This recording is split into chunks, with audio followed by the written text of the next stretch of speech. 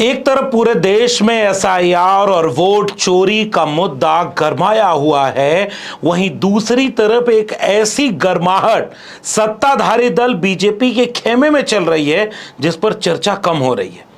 Constitution club के चुनाव में अमित शाह के फेवर वाला सांसद प्रतिनिधि हार गया चुनाव और दूसरे गुट के लोग जीत गए।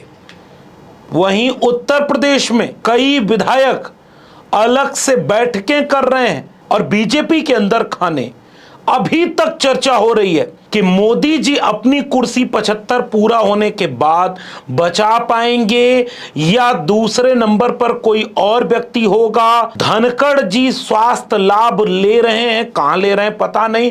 कोई बीजेपी का नेता उपराष्ट्रपति जो पूर्व हो चुके हैं उनका स्वास्थ्य का हालचाल नहीं ले रहा है। तो अगला नंबर किसका है? क्या जेपी नड्डा उपराष्ट्रपति बना दिए जाएंगे और संघ की तरफ से कोई बीजेपी का राष्ट्रीय अध्यक्ष बनेगा? योगी आदित्यनाथ का क्या होगा? इस पूरी बातचीत पर तो चर्चा ही कम हो रही है। आइए हम कुछ चर्चा करते हैं।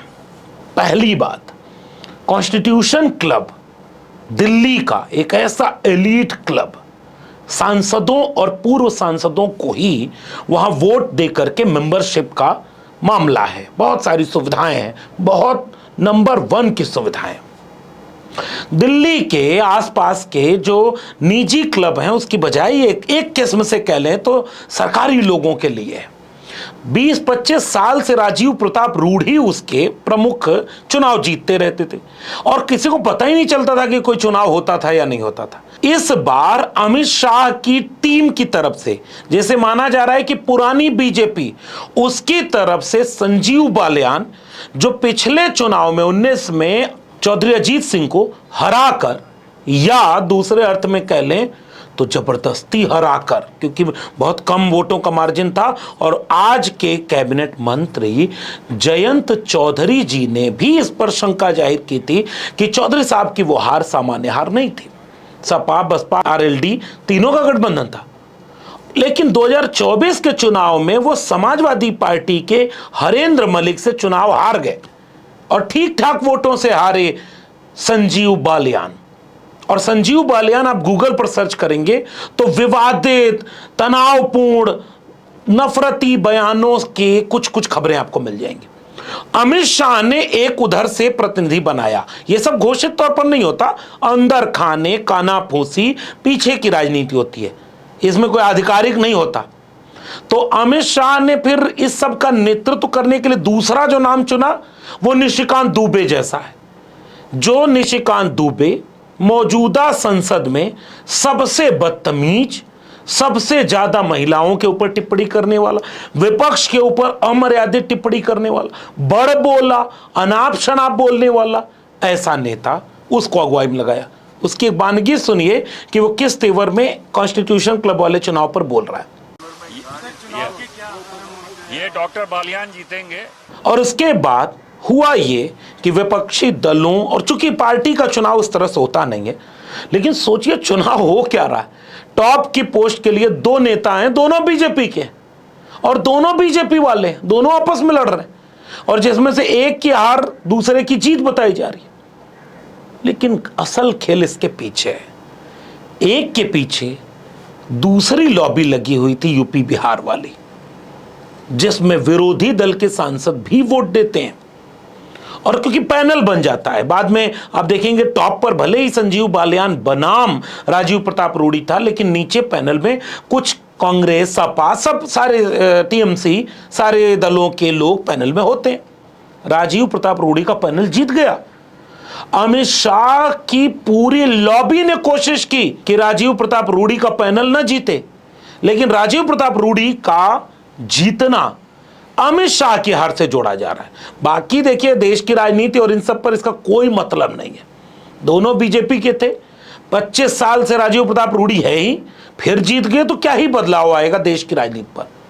लेकिन ये जो दूसरी राजनीति इससे जुड़ी हुई है, जैसे यूपी के लिहाज से मैं जोड़ दूं इसमें, तो अमित शाह फूटी आंख नहीं सूहते हैं योगी आदित्यनाथ को। योगी आदित्यनाथ को 24 की हार का कारण भी मानते, लेकिन अमित शाह की पूरी लॉबी चाहने के बाद भी योगी को टस से मस नहीं कर पाई मुख्यमंत्री की कुर्सी से, और फिरकी लेते हुए अखिलेश यादव ने संसद में कह दिया था नमस्ते बंद हो गई है लखनऊ वाले की दिल्ली वाले से। फिर भी आप जाकर भी उसे हटा नहीं पा रहे हो, और चाहते तो थे क्योंकि दूसरी बार मुख्यमंत्री बन गए योगी आदित्यनाथ। अब 75 पार के बाद अगर मोदी जी का रिटायरमेंट होगा तो सेकंड नंबर पर कौन? अमित शाह आज तक सेकंड नंबर पर रहे। जितने विधायक, जितने सांसद, जितने मुख्यमंत्री, मंत्री, वो किसको मानते हैं मोदी जी के बाद सेकंड? अमित शाह को। चलती किसकी है? अमित शाह को। पिछले दिनों की क्लिप आपको याद है या भूल गए? राज्यसभा की क्लिप, पहलगाम और ऑपरेशन सिंदूर पर चर्चा हो रही थी। लोकसभा की चर्चा का जवाब प्रधानमंत्री मोदी ने दिया, लेकिन राज्यसभा में अंतिम जवाब प्रधानमंत्री देने नहीं आए। और जब विपक्ष कहने लगा कि प्रधानमंत्री को जवाब देना चाहिए, तो अमित शाह खड़े होकर कहे कि मैं जवाब दे रहा हूं ना, मुझसे निपट लो, काहे को प्रधानमंत्री जी को बुलाकर और अपनी फजीहत कराना चाहते हो? पीएम साहब इनकी ऑफिस में ही है, उनको ज्यादा सुनने का शौक है क्या? भाई मेरे से निपट रहा है, काहे को प्रधानमंत्री जी को बुला रहे हो? और तकलीफ होगी। अब आपने अमित शाह की क्लिप देखी, बॉडी लैंग्वेज देखी, भाषा देखी, ये सब बताता है कि जो बाकी लोग दावेदारी कर रहे हैं ना, कोई नागपुर से नितिन गडकरी का नाम आगे कर दे रहा है, कोई देवेंद्र फडणवीस का नाम आगे कर दे रहा है, हालांकि हैं सब उसी खेमे के, और कोई योगी आदित्यनाथ का नाम आगे कर दे रहा है। अमित शाह ऐसा लग रहा है सबको मैसेज दे रहा है, ए भाई मोदी जी के बाद कौन? तो अमित शाह। लेकिन कॉन्स्टिट्यूशन क्लब वाले चुनाव में अमित शाह की लॉबी हार गई चुनाव। बड़ी कोशिश हुई अंदर खाने, पता चल रहा है कि बड़ी कोशिश की गई, लेकिन फिर भी चुनाव हार गए। इसलिए बीजेपी की अंदर खाने वाली राजनीति से इसको जोड़ करके देखना बड़ा जरूरी है। उत्तर प्रदेश में क्या हो रहा है कि लखनऊ में बैठे नेता अब दिल्ली का रास्ता देख रहे हैं और संघ का सहारा लिए हुए हैं। संघ इतना दबाव बनाए हुए है कि आप भूल न गए हो, जनवरी 2023 से पूर्णकालिक अध्यक्ष बीजेपी के पास नहीं है। पहले जेपी नड्डा को राष्ट्रीय अध्यक्ष का एक्सटेंशन मिला लोकसभा चुनाव 2024 के लिए, और अब उससे भी 1 साल से ज्यादा हो गया, क्योंकि आरएसएस चाहता है कि भाई सरकार अब तुम चलाओगे, या तो 75 साल बाद मोदी जी आप रिटायर हो, या बीजेपी का अध्यक्ष अब आरएसएस की पसंद का व्यक्ति होगा। और कोई भी हो सकता है, योगी आदित्यनाथ भी हो सकते हैं क्या? ऐसी खबरें खूब चल रही हैं, लेकिन मोदी और शाह की जोड़ी कतई ये नहीं चाहती। और बहुत कुछ बीते दिनों हुआ था, इस पर हमने पहले भी चर्चा की। इस कॉन्स्टिट्यूशन क्लब वाले चुनाव के बाद ऐसा लग रहा है कि शाह वाली लॉबी थोड़ा अब घिरती जा रही है। कई सांसद ऐसा लग रहा है कि उनसे डर उनका कम हो रहा है, क्योंकि अमूमन बीजेपी में कोई नहीं बोलता मोदी और शाह के सामने। कभी आपने किसी की आवाज एक जबान सुनी हो क्या? आप मोहन भागवत की बयान सुन सकते हैं, जैसे पिछले दिनों एक वीडियो वायरल हुई जिसमें करें शिक्षा और स्वास्थ्य अब सबसे दूर होता जा रहा है। सुनिए मोहन भागवत को। स्वास्थ्य और शिक्षा ये 2 विषय ऐसे हैं आज के समय में कि ये दोनों बातें आज सामान्य व्यक्ति के पहुंच से बाहर और उसके आर्थिक सामर्थ्य के पहुंच के बाहर, यानी सहज सुलभ नहीं रही और सस्ती भी नहीं रही। और मोहन भागवत के इस बयान को सुनने के बाद सवाल पूछेगा आरएसएस वालों से, कर कौन रहा है? सरकार तुम्हारी, नियंत्रण तुम्हारा, विचारधारा तुम्हारी, सब कुछ तुम्हें मिला है, और फिर आप साहब किसको कह रहे हो? अपनी सरकार को कहो ना कि शिक्षा और स्वास्थ्य सबके लिए फ्री करो। लेकिन नहीं, बीच बीच में कुछ कुछ बोलते रहेंगे, लेकिन सब कुछ चलाएंगे देश पे हुकूमत कौन करेगा? आरएसएस करेगा। लेकिन मोदी और शाह के सामने यही आरएसएस अब चुनौती बन गया है। इसलिए उत्तर प्रदेश में आप देखेंगे कि दूसरे तरह की गुड़ागड़ी शुरू हो रही है। विपक्ष तेवर में 2 दिन सदन की कार्रवाई चली उत्तर प्रदेश में, 4 ही दिन की कार्रवाई है। आपने ऐसा कोई राज्य देखा? सदन ही नहीं चलता है। उत्तर प्रदेश के मामलों पर चर्चा कराने के लिए सदन में 4 दिन इतना जरूरी, इससे ज्यादा तो लोकसभा चल रही है साहब। तो 14 दिन तो चला लेते, 2 हफ्ते तो चला लेते। न सरकार कोई जवाब देगी उत्तर प्रदेश में, न कुछ करेगी। और फतेहपुर मस्जिद पर जब हमला हुआ, भाजपाइयों का नाम आया, यहां तक आया कि पुलिस प्रशासन भी ऐसा लग रहा है कि प्रश्रय दे रहा है कि फिर से 1992 की तरह दंगाई माहौल बन जाए। और जब उसके लिए सुरेश खन्ना जो संसदीय कार्य मंत्री हैं, खड़े होकर के नाम पढ़ना चाह रहे थे कि जिनके ऊपर मुकदमा हुआ है उनका आरोपियों का नाम पढ़ूं, तो मुख्य ने मुंह बंद कर दिया। नहीं, 10 लोगों के नामजद है और 11वां 150 लोग अज्ञात। इसमें ज्ञान नाम जो रिपोर्ट है मानव, हम नाम पढ़ने दे रहे हैं मानव। ये इस वीडियो को देखा आपने ध्यान से कि सुरेश खन्ना को योगी आदित्यनाथ कह रहे नाम मत पढ़ो, और फिर अब ये वाली वीडियो देखिए, खुद योगी आदित्यनाथ बोल बोल के नाम पढ़ रहे हैं। कि जो गोमती नगर की घटना है, उस घटना में भी हम लोगों ने जवाबदेही तय की है। उसके अपराधियों की सूची भी मेरे पास आई है। ये अपराधी हैं, पहला अपराधी है पवन यादव, दूसरा अपराधी है मोहम्मद अरबाज। ये सद्भावना वाले लोग हैं। अब दोनों वीडियो में अंतर समझ में आया? यादव मुस्लिम नहीं रहा होगा कोई। ये है योगी आदित्यनाथ की राजनीति, और इसीलिए आरएसएस को सूट करते हैं योगी। क्या या योगी की कुर्सी भी पीछे से खिसकाने की कोशिश की जा रही है लगातार। जब अमित शाह आते हैं यूपी में तो मेरे मित्र केशव मौर्य बोलते हैं, और कल की दैनिक भास्कर की खबर बता रही है कि 40-50 विधायक, मुख्यमंत्री की जाति वाले, कुटुंब परिवार, कार्यक्रम होटल में, और बहुत कुछ हो रहा है। बाकी मंत्री, पीडीए के मंत्री भले बीजेपी में हो, धरना देना पड़ता है थाने के सामने बैठ करके। सुनवाई नहीं हो रही है विधायक सांसद की, और उनके मंत्री खुद ही मीडिया पर बताते रहते हैं कि सरकार के कुछ अधिकारी पीडीए के मंत्रियों के पीछे पड़े हैं और पूरा तहस नहस कर रहे हैं उत्तर प्रदेश में।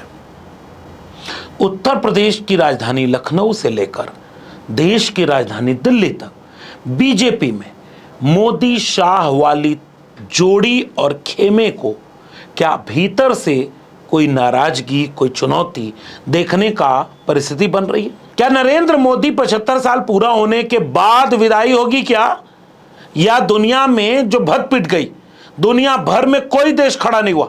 डोनाल्ड ट्रंप ने तो मोदी की ऐसी की तैसी कर दी, मीडिया परेशान कि अपने आका की छवि को ठीक कैसे करें, और आरएसएस दबाव डाले जा रहा है कि राष्ट्रीय अध्यक्ष हमारे पसंद का बनेगा।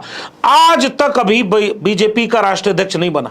अरे राष्ट्रीय अध्यक्ष छोड़िए, लखनऊ वाली राजनीति को समझना हो तो यूपी का प्रदेश अध्यक्ष नहीं बना पाई है बीजेपी अभी तक। इतना अंदर खाने दंगल मचा हुआ है, बीजेपी के घर में इतना भारी झगड़ा फंसा हुआ है। और अगले कुछ महीनों में नजर रखिएगा, नीतीश कुमार अब तो अपने विवेक में पूरी तरह से है नहीं, लेकिन दूसरी बैसाखी जो चंद्रबाबू नायडू की है वो तो पूरे विवेक में है। चिट्ठी लिखकर एसआईआर पर अपने संदेह जारी कर दिया था, और जगन मोहन रेड्डी ने आज एक वीडियो जारी करके यह कह दिया है कि आंध्र प्रदेश पर इसलिए राहुल गांधी नहीं बोल रहे हैं क्योंकि चंद्रबाबू नायडू से राहुल गांधी संपर्क में है। इसका एक दूसरा नेतार्थ अगर निकाले तो क्या भारतीय राजनीति में अगले कुछ महीने इस बात के ऊपर दिशा तय करने वाले होंगे आरएसएस कितना नियंत्रण चाहता है बीजेपी पर, आरएसएस मोदी और शाह के खेमे पर कितना नियंत्रण देने में कामयाब हो जाता है। क्या नायडू की तरफ से कोई नई चाल चलने की तैयारी हो रही है? क्या उत्तर प्रदेश के लखनऊ से दिल्ली को कोई नया राजनीतिक समीकरण बदलने की चाल चली जाएगी, या मोदी और शाह सब कुछ मैनेज कर पाएंगे? फिलहाल की परिस्थितियां लग रही हैं कि अंतर्राष्ट्रीय स्तर पर फेल होने के बाद, डिलीवर में फेल होने के बाद, वोट चोरी जैसे मुद्दे पर चौराहे पर बात होने लगी है कि यार ये झूठ है। हम लोग सोचते थे कि जादू है, 56 इंच है, तो गुब्बारा फूट गया तो चोरी करके बना है। ये चौराहे पर बात होने लगी, उतनी नहीं लेकिन उतनी होने लगी कि जिससे इमेज ध्वस्त हो जाए। ऐसे में क्या वाकई अगले कुछ महीने भारतीय राजनीति के लिहाज से बेहद खास होने वाले हैं? इस बात पर नजर आप भी बनाए रखिएगा, हम भी बनाए रखेंगे। देखिए एक बात और है, राजनीति का सबक ये कहता है तानाशाही हमेशा के लिए नहीं होती। हमेशा लोग चुप रहकर गुलाम बन के नहीं रहते, कुछ दिन रहते हैं, फिर जब अंदर का गुब्बारा फूटता है तो बिखरता है सब कुछ। क्या दिल्ली से लेकर लखनऊ तक बहुत कुछ बिखरने की कगार तक पहुंच रहा है और वोट चोरी वाले आंदोलन के बाद उसे बल मिलेगा? अपनी टिप्पणी नीचे कमेंट बॉक्स में बताइएगा। हम भी नजर बनाए रखेंगे और आपसे इस बारे में राय मशवरा करते रहेंगे। इस वीडियो में इतना ही। मेरे चैनल को अब तक सब्सक्राइब नहीं किया है तो चैनल को सब्सक्राइब करना मत भूलिए। बेल आइकॉन यानी घंटी की बटन दबाएंगे तो अगले वीडियो की सूचना मिलेगी। ज्वाइन करेंगे तो हमें मदद मिलेगी। अगर आप इस वीडियो को ट्विटर यानी एक्स या फेसबुक पर देख रहे हैं तो फॉलो करना मत भूलिए। फिर मिलेंगे ऐसे ही जरूरी मसलों पर अपनी टिप्पणी के साथ। तब तक के लिए बहुत बहुत धन्यवाद।